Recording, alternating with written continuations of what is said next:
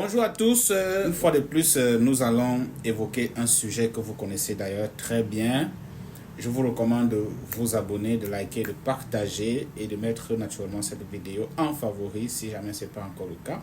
Parce que ici, je ferai une sortie officielle sur l'affaire Balthazar. Depuis que ça bat la chronique, moi, je n'ai pas fait de sortie dessus parce que j'étais sûr et certain et persuadé qu'il devait avoir un violent rebondissement. Alors, parlons de l'affaire Balthazar. Qui est Balthazar? Je rappelle ici que le personnage est un homme que je reconnais être très viril, robuste même, de nationalité équato-guinéenne, qui fait la part belle sur les réseaux sociaux actuellement à travers son exploit qui a été découvert. Donc, le monsieur Balthazar a mougoulé, je dirais ça comme ça, 400 et poussières de femmes successivement.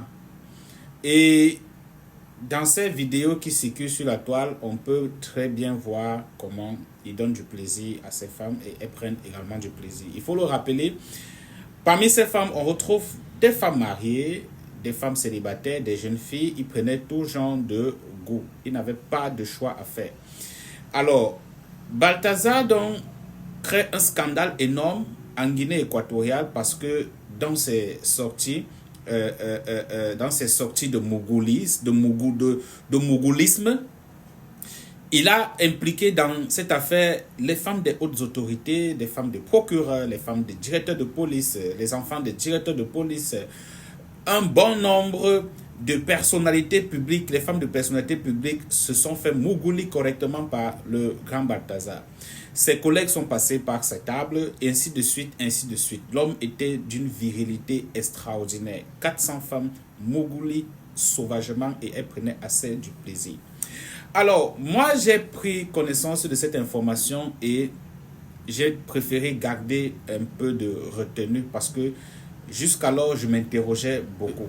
Je trouvais assez bizarre cette affaire.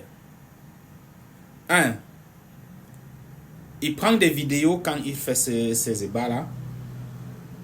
2, ces femmes sont consentantes qu'on doit les filmer.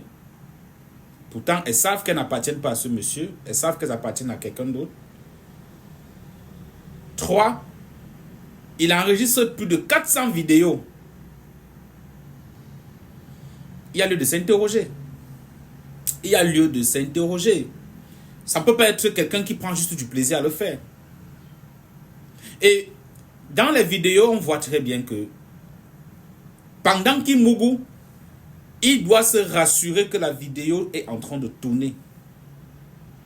Au point où si la vidéo n'est plus en train de tourner, il va s'arrêter pour aller arranger la vidéo et recommencer. Donc, il est tout le temps en train de prêter une oreille attentive à la vidéo qu'il est en train d'enregistrer. Il fallait naturellement que je prenne du recul parce que se prononcer dans ce genre de situation un peu tôt peut donner l'impression qu'on a compris alors qu'on n'a rien compris.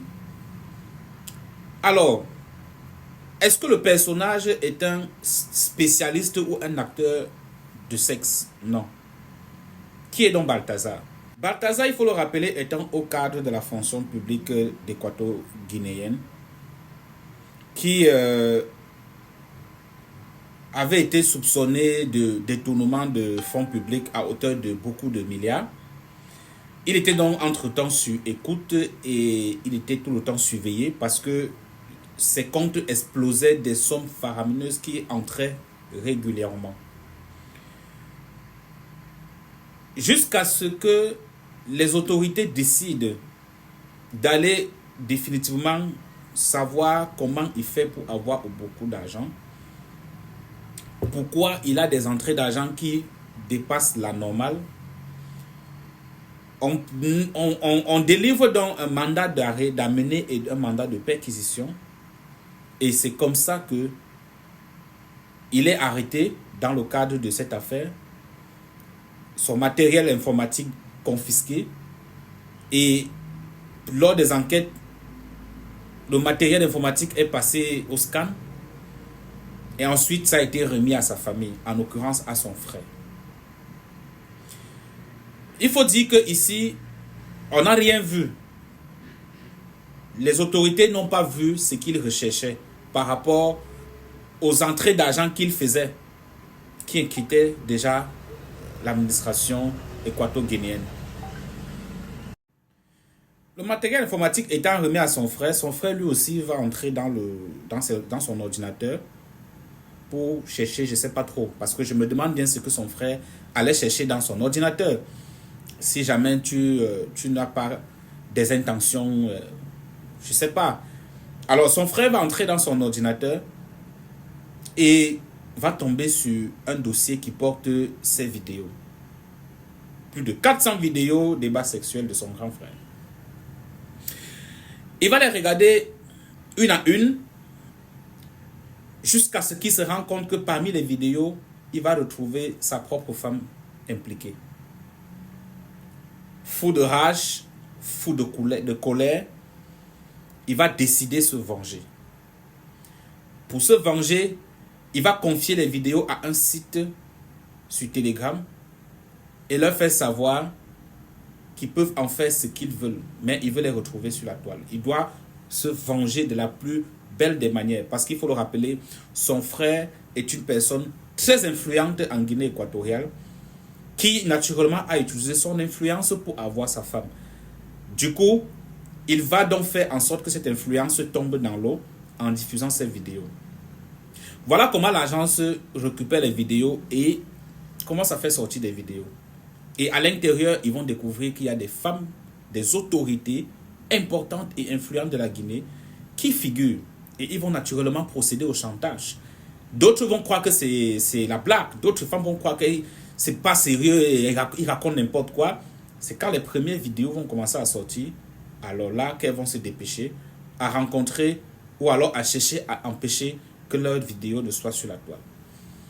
Voilà comment Balthazar est exposé. Donc il est aux arrêts, il a été interpellé pour la cause.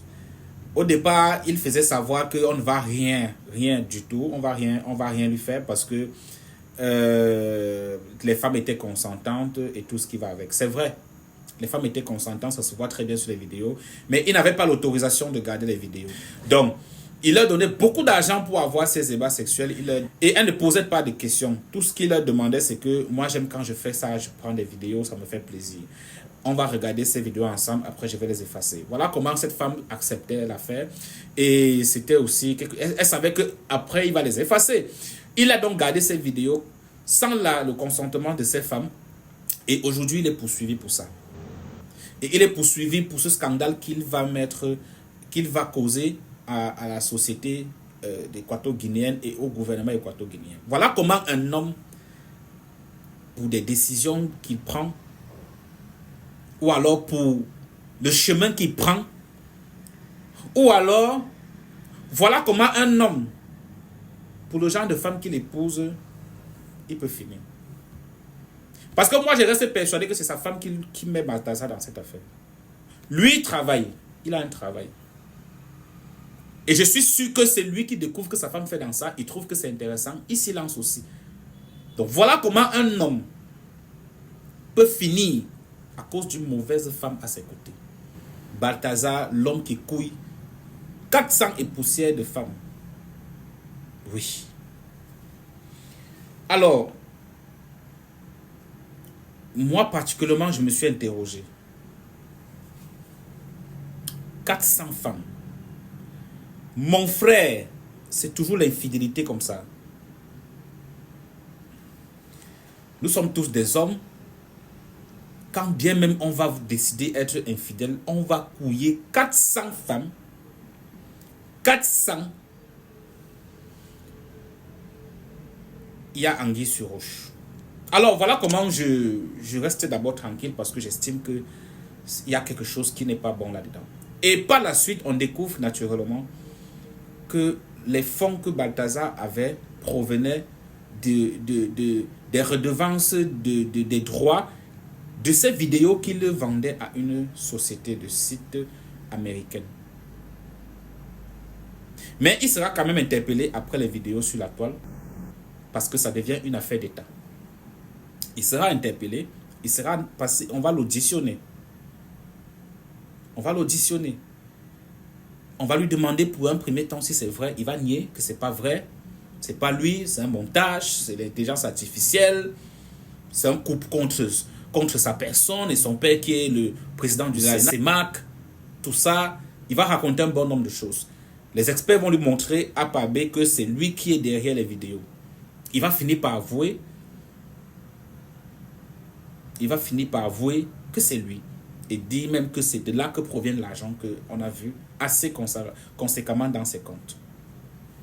Alors, ma seule interrogation se portait au niveau où je m'inquiétais par rapport à la femme avec qui il partage sa vie, la mère de ses 6 enfants. J'étais très inquiet par rapport à ça. Je disais, waouh, comment une femme va pouvoir supporter une chose pareille? Mais je me suis quand même retenu parce que j'ai dit, attention, s'il vend ces vidéos à une société, est-ce que sa femme ne doit pas avoir l'information de ce que son mari fait? Est-ce que sa femme peut nous dire qu'elle est innocente dans ce projet que son mari initie? J'étais persuadé que même si on me dit quoi, sa femme connaît qu'il fait dans ça. Sa femme doit connaître qu'il fait dans ça. Donc moi particulièrement, je n'ai pas fait le commentaire où j'essayais de la reconforter. Tu sais, les hommes, nous sommes comme ça. Non. Je suis resté serein et persuadé que sa femme doit connaître ce que son mari fait pour avoir de l'argent, pour leur avoir cette vie qu'ils ont. Et le temps m'a donné raison. Des vidéos appartenant aussi à sa femme dans le même genre de projet. On voit sa femme dans des vidéos avec des hommes. Elle est avec d'autres hommes. Et on voit très bien que c'est toute une usine. Ils doivent produire ces vidéos, vendre pour se faire de l'argent. La vie n'est pas comme vous pensez, chers amis. Les seules véritables victimes dans cette affaire, ce sont les enfants. La femme n'est jamais une victime. Elle n'a jamais été une victime dans cette affaire. Je peux même être persuadé que c'est elle qui apprend à son mari. C'est elle qui dit à son mari comment ça fonctionne. Parce que lui, il est fonctionnaire. Il travaille. C'est elle qui informe cette affaire à son mari. Et il prend goût aussi. Tout ce qui donne l'argent est bien. Les seules victimes dans cette affaire, c'est les enfants. Ils vont payer les pots cassés. Donc, moi, je ne vais pas les juger. C'était la façon à eux de gagner leur vie. À chacun et à chaque couple de choisir le moyen qui leur permet de gagner leur vie. C'est tout. Mais sachez que tout ce que vous allez voir qui brille n'est pas forcément de l'or. Tout ce qui brille n'est pas forcément de l'or. Ça, c'est ce qu'il faut savoir. Balthazar m'a enseigné quelque chose de très fondamental. À travers cette affaire, j'ai compris beaucoup de choses. J'ai compris énormément de choses. Laissez en commentaire votre appréciation, ce que vous pensez de la vie d'un homme et de la femme qui l'accompagne. On le dit chaque jour. Faites le bon choix de la femme qui fera votre vie, qui va vous accompagner.